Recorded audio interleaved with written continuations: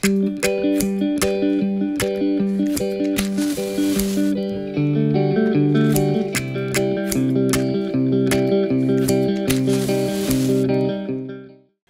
som do minulého roku nevedel, že nejaká taká akcia ako TEDx vôbec existuje.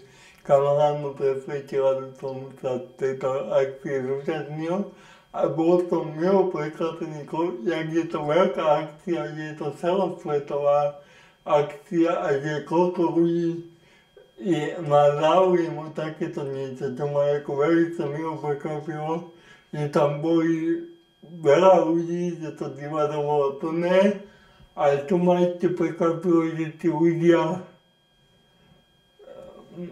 bol som prekvapený, jak reagovali na moje vystúpenie.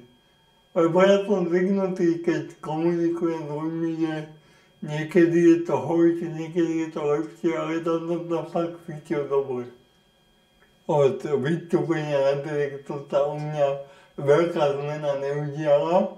Jediné, čo môžem povedať, že človek sa cíti trošku taký sebavedomejší, keď dokázal vystúpiť pred toľkými ľuďmi a v podstate to zvládol. Predtým, keď som komunikoval, tak väčšinou jedným, dvomi ľuďmi, ale na tejto akcii bolo potrebné komunikovať v podstate so všetkými ľuďmi, ktorí to stále boli. Čiže toho som sa obával a bol som rád, že som to zvládol tak, jak som to zvládol. Takže TEDx Bratislava ma prekvapil nielen tým, že koľko ľudí sa toho zúčastňuje celosvetovo, ale aj taká pikoška, že vďaka TEDxu mám svoju najlepšiu fotku v živote.